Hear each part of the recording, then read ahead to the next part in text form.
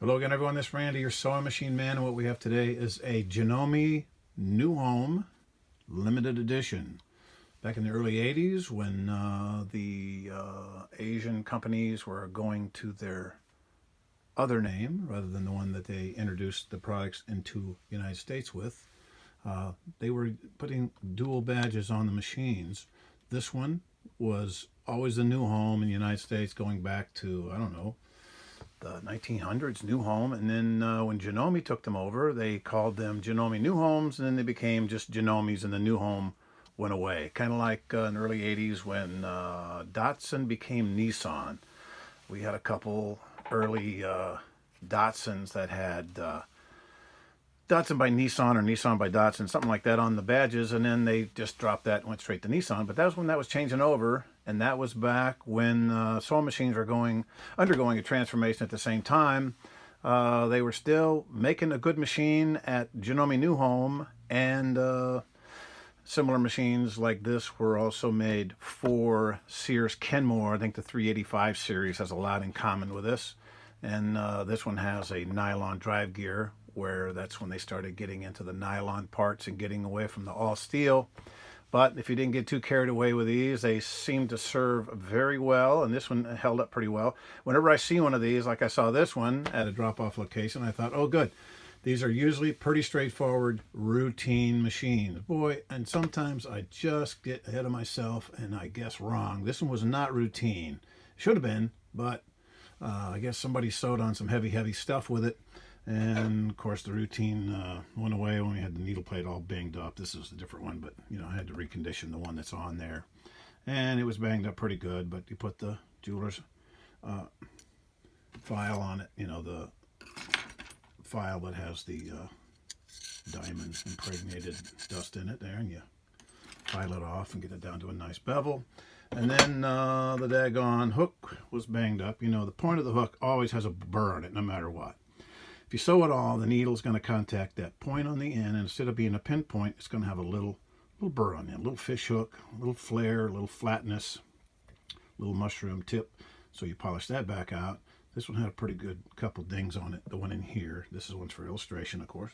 The one here had a couple real good dings on it. And then the needle bar height was off. Are you kidding me? Usually one of those things or the other, but not all at once. See, when the hook goes down and the hook swings back, when the hook swings back and the needle's down, then it comes up and it comes through above the eye of the needle, right above the eye. Let me get a background here so you can see it better.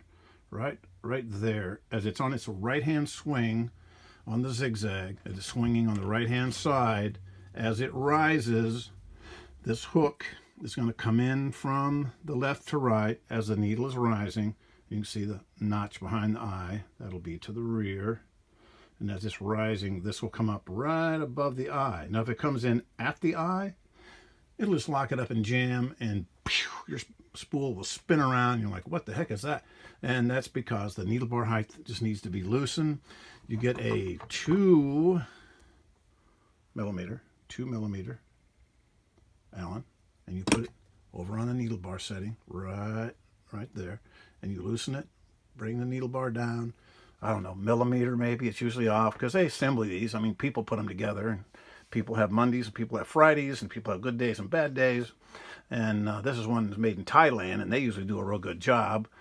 They were way ahead of the game before they went to China and the wheels fell off. But the Thais, they build a nice machine, and they still do. But this one, in the 80s, somebody, maybe it was their first day, I don't know. But the needle bar height wasn't set properly, and the hook was coming in at the eye instead of above the eye. So we dropped the needle bar down, got that taken care of, and then the daggone motor just completely fallen out of its bracket. This bolt over here, this bolt that holds the motor on, let me flip this up so we can see it here in the camera.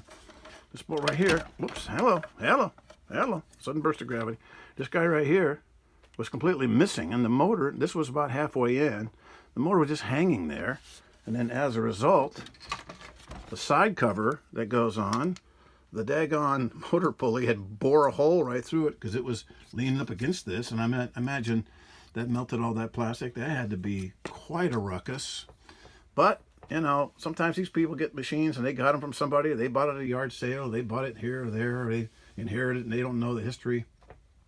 But this little guy, that screw was missing, and I didn't see any evidence where anybody worked on the machine, so that probably wasn't in there from the factory. Somebody had not just a bad day, they had a terrible day assembling a sewing machine, and that daggone screw was missing, and I know it wasn't there because when I took the bottom off, it should have been there. If it fell out, it vibrated.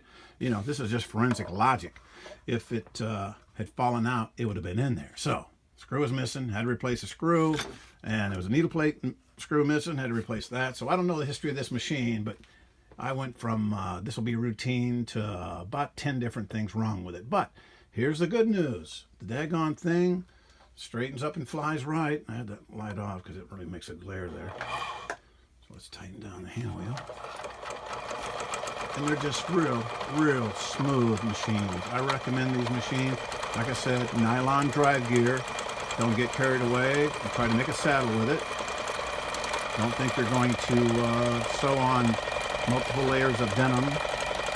Like everybody always says, oh, it sews denim. Yeah, it'll sew denim. Wait till you get to that little rolled up place at the bottom where the Levi people roll it over. It's like sewing over a yardstick. And then you have to force it over. And that's where you got to be careful when you turn that hand wheel and try to force it. That's what usually breaks the gears in this type of machine. Forcing the hand wheel usually breaks it.